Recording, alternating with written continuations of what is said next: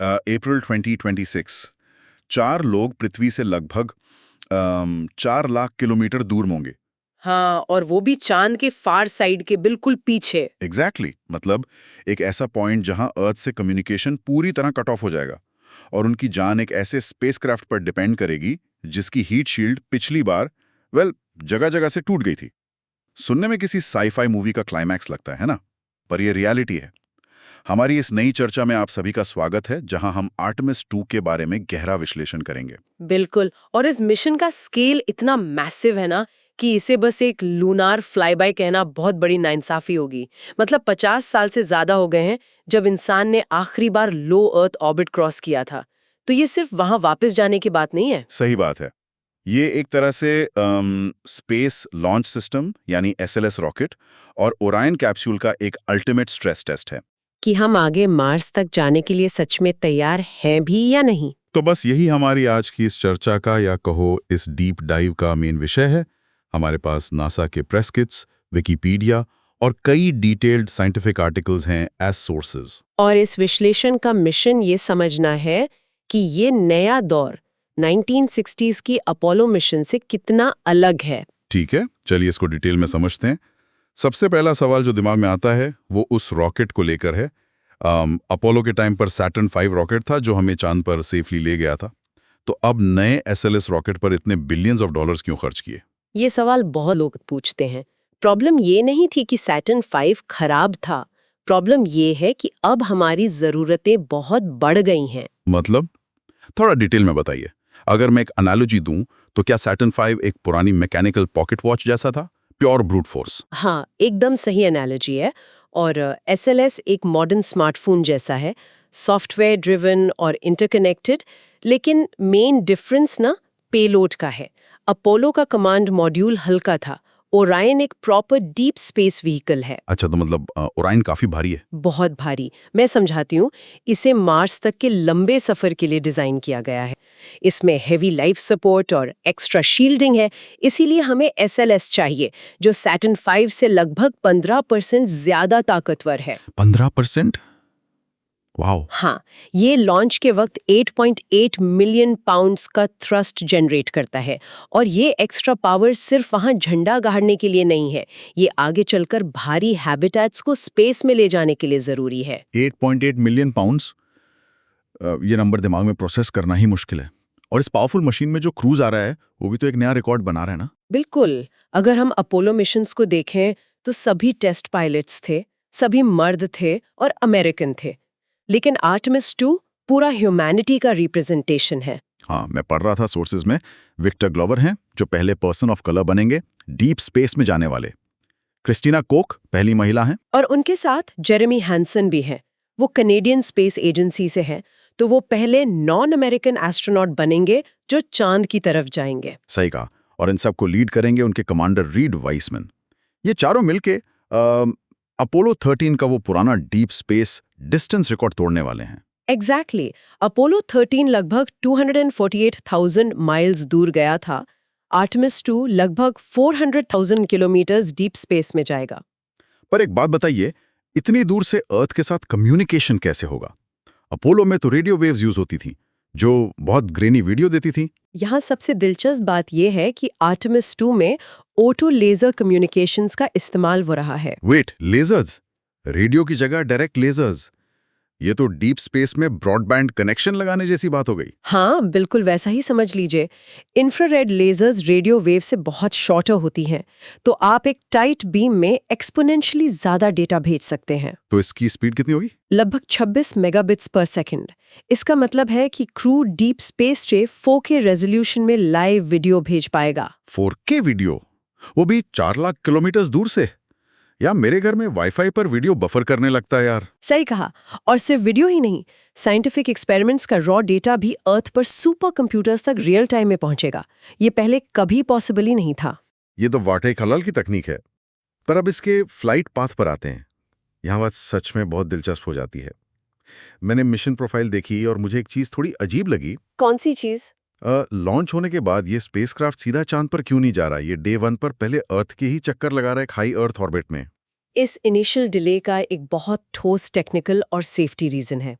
ये orbit highly elliptical होगी, जहां एक चक्कर में लगभग 23 घंटे लगेंगे। ये फेज एक अल्टीमेट चेकअप फेज है। Checkup phase. पर सीधा चांद की तरफ निकलने में क्या दिक्कत है? ये तो वही बात हुई कि हाईवे पर जाने से पहले मैं अपने मोहल्ले के 2 चक्कर लगा रहा हूँ। क्योंकि डीप स्पेस में डाइव लगाने से पहले सिस्टम्स चेक करना जरूरी है। यहाँ क्रू मैनुअल पायलटिंग मोड में आकर ओरायन को अपने अपर स्टेज से अलग करेंगे, जिसे ICPS कहते हैं। अच्छा, मैनुअल पायलटिंग। पर 2026 में तो सब ऑटोमेटेड होना चाहिए ना? कंप्यूटर खुद डॉक कर सकता है। कर तो सकता है, पर ऑटोमेटेड सिस्टम्स फेल भी हो सकते हैं। आगे के आर्टेमिस मिशंस में उन्हें लूना ऑर्बिट में गेटवे स्टेशन या स्टारशिप लैंडर के साथ फिजिकली डॉक करना होगा। ओह, तो एक छोटी सी मिसकैलकुलेशन भी डिजास्टर बन सकती है। बिल्कुल। इसलिए क्रू को रियल माइक्रोग्रेविटी में मैन्युअली थ्रस्टर्स फायर करके स्पेसक्राफ्ट का फील लेना जरूरी है। और इन पेस घंटों में वो अपने लाइफ सपोर्ट और कार्बन डाइऑक्साइड स्क्रबर्स भी टेस्ट करेंगे। Make sense. अगर कोई माइनर फॉल्ट निकला तो वो अभी अर्थ के पास होंगे और सेफली मिशन अबॉर्ट करके वापस आ सकते हैं। एक बार चांद की तरफ निकल गए तो फिर वापसी का कोई शॉर्टकट नहीं होगा। एग्जैक्टली। फिर आता है फ्लाइट डे 2।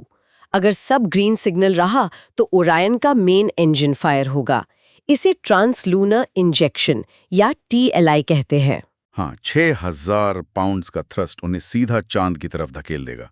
और उसके 4 दिन बाद आएगा मिशन का सबसे बड़ा moment, flight day 6, lunar flyby. सही कहा। ओरियन चांद के सबसे करीब पहुंचेगा, सरफेस से बस 4000 से 6000 माइल्स ऊपर, और फिर वो फार साइड के पीछे से निकलेगा, जिसके बारे में हमने शो के शुरू में बात की थी। फार साइड का मतलब वहां अर्थ से कोई कांटेक्ट नहीं होगा। हाँ, लगभग 30 से 50 मिनट तक मिशन कंट्रोल में टोटल साइलेंस होगा। लेजर्स, रेडियो वेव्स, सब कुछ ब्लॉक हो जाएगा, प्योर रॉक के उस मैसिव स्फीयर की वजह से। ये सोचकर ही गूज़बम्प्स आते हैं। आप स्पेस में कंप्लीटली अकेले हैं। उस वक्त खिड़की से बाहर देखेंगे तो चांद एक जायंट टेक्सचर की तरह पूरा व्यू ब्लॉक कर रहा होगा, जैसे एक बास्केटबॉल को हाथ की दूरी पर पकड़ा हो। और उस वक्त अर्थ बिल्कुल नजर नहीं आएगी, पर उन्हें एक बात का कंफर्ट जरूर होगा कि उन्हें वापस पृथ्वी पर आने के लिए अपना इंजन स्टार्ट करने की जरूरत नहीं पड़ेगी। और ये क्योंकि वो फ्री रिटर्न ट्रेजेक्टरी पर होंगे। ये किसी स्लिंग शॉट या गुलेल जैसा काम करता है ना? हाँ, अगर हम इसे बड़े पैमाने पर देखें तो ये ग्रेविटी और ऑर्बिटल मैकेनिक्स का एक मास्टर स्ट्रोक है। अपोलो 8 जब चांद पर गया था तो वो चांद की ऑर्बिट में कंप्लीटली एंटर कर गया था। और वापस आने के लिए उन्हें एक मैसिव इंजन बर्न करना पड़ा था। अगर इंजन फेल हो जाता तो वो हमेशा के लिए वहीं फंस जाते। एग्जैक्टली। लेकिन आर्टेमिस 2 अपोलो 13 का प्लेबुक यूज कर रहा है। ये चांद की ऑर्बिट में नहीं घूमेंगे, ये चांद की ग्रेविटी को एक स्लिंगशॉट की तरह यूज करके नेचुरली पृथ्वी की तरफ वापस फ्लिंग हो जाएंगे। तो अगर ओरायन का प्रोपल्शन सिस्टम 100% फेल भी हो जाए, तब भी फिजिक्स उन्हें नेचुरली अर्थ पर वापस ले आएगी। ये फ्री रिटर्न ट्रैजेक्टरी सुनने में कितनी एलिगेंट लगती है। सुनने में आसान है, पर नेचर का ये स्वागत बहुत हार्श होने वाला है। और यहीं से सबसे बड़े खतरे की बात आती है, री एंट्री। हाँ, ये पार्ट मुझे सच में सबसे ज्यादा टेंस करता है। 25,000 माइल्स पर आवर की स्पीड और बाहर का टेम्परेचर लगभग 3000 डिग्रीज फ़ारेनहाइट। सही कहा। और आपको याद होगा कि आर्टेमिस 1 के अनक्रूड टेस्ट फ्लाइट में ओरायन की AVCO8 हीट शील्ड के साथ एक बड़ा इशू आया था। बिल्कुल याद है। सोर्सेस के मुताबिक उस हीट शील्ड में अनएक्सपेक्टेड एरोजन देखा गया था। वो मटेरियल लिटरली जगह जगह से टूटकर निकल गया था। हाँ, वो AVCO8 एक अब्लेटिव मटेरियल है। उसका काम एक्सट्रीम हीट में मेल्ट होकर हीट को दूर ले जाना है। पर पिछली बार मटेरियल के अंदर फंसी हुई गैस एक्सपैंड हो गई और हीट शील्ड के सॉलिड चंक्स पॉप ऑफ होने लगे। ये सुनकर तो कोई भी कहेगा कि भाई अगर ढाल टूट रही है तो लॉन्च रोको और एक नई हीट शील्ड बनाओ। पर नासा ने ऐसा नहीं किया। उन्होंने हार्डवेयर फिक्स करने की बजाय अपना स्टीयरिंग प्लान ही चेंज कर दिया। एग्जैक्टली। उन्होंने स्किप री एंट्री को हटा दिया और एक स्टीपर एंगल चूज किया। मुझे तो ये सीरियसली एक रेकलेस बैंडेड सोल्यूशन लग रहा है। आप एक पुराने फॉल्ट के साथ इंसानों को कैसे भेज सकते हैं? एक तीखा एंगल मतलब और ज्यादा सडन हीट। ये एक जरूरी सवाल खड़ा करता है और शुरू में इंडिपेंडेंट एक्सपर्ट्स ने भी यही रिएक्ट किया था, पर इसके पीछे एक सॉलिड इंजीनियरिंग लॉजिक है। मैं समझाती हूँ। अच्छा, तो नया एंगल सेफ कैसे प्रूव हुआ? स्किप री एंट्री में कैप्सूल एटमॉस्फेयर के बाहर एक बार बाउंस होता है। इससे जी फोर्स कम रहता है, पर हीट एक्सपोजर का टोटल टाइम यानी थर्मल सोक बहुत लंबा हो जाता है। ओह, तो लंबा टाइम मिलने की वजह से हीट शील्ड के डीपर लेयर्स तक हीट पहुंच रही थी। बिल्कुल, और वहीं पर गैसेस फंसी थीं जिन्हें एक्सपैंड होने का टाइम मिल रहा था। अब नए स्टीपर एंगल में डाइव ज्यादा डायरेक्ट और शार्प होगी। तो पीक टेम्परेचर और जी फोर्स दोनों अचानक स्पाइक करेंगे, पर उतनी देर तक नहीं रहेंगे। एग्जैक्टली। ओवरऑल हीटिंग का ड्यूरेशन काफी कम हो जाएगा। हीट को मटेरियल के अंदर डीप पेनिट्रेट करने का वक्त ही नहीं मिलेगा और गैसेस ट्रैप ही रहेंगी।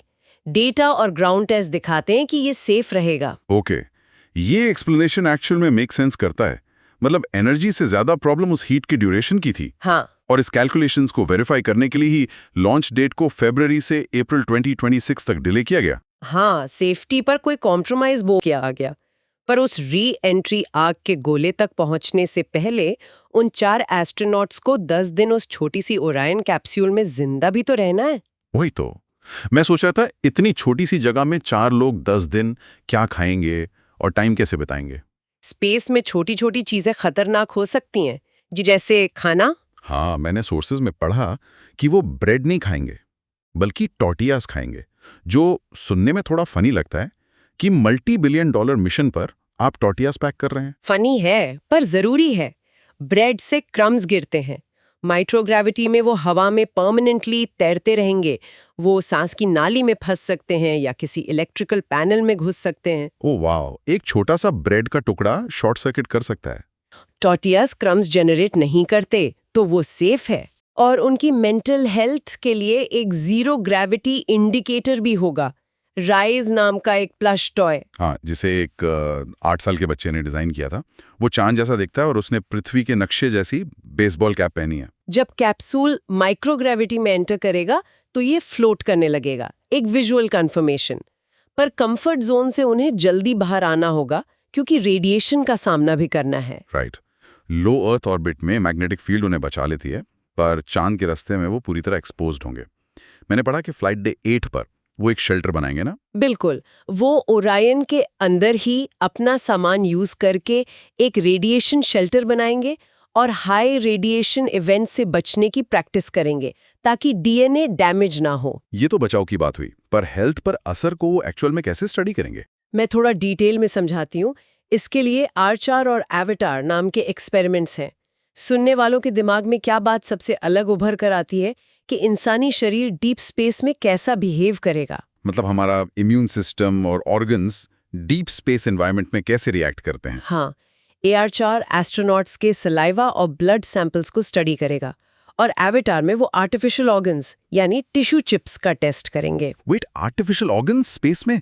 ये तो नेक्स्ट लेवल साइंस हो गई। हाँ, कॉम्प्लेक्स ह्यूमन टिश्यू बायोलॉजी पर रेडिएशन और जीरो ग्रेविटी का कंबाइंड असर देखने के लिए। और ओरायन अपने साथ 5 छोटे क्यूबसैट्स भी डिप्लॉय करेगा, जो इंटरनेशनल पार्टनर्स ने बनाए हैं, जैसे जर्मनी, अर्जेंटीना, साउथ कोरिया और सऊदी अरेबिया। ये स्पेस वेदर और कॉस्मिक रेज मैप करेंगे। ये सब डेटा सिर्फ रिकॉर्ड्स के लिए नहीं है, ये एक्सपेरिमेंट्स आगे चलकर मास मिशंस के लिए बेस तैयार कर रहे हैं। तो इस सब का मतलब क्या है?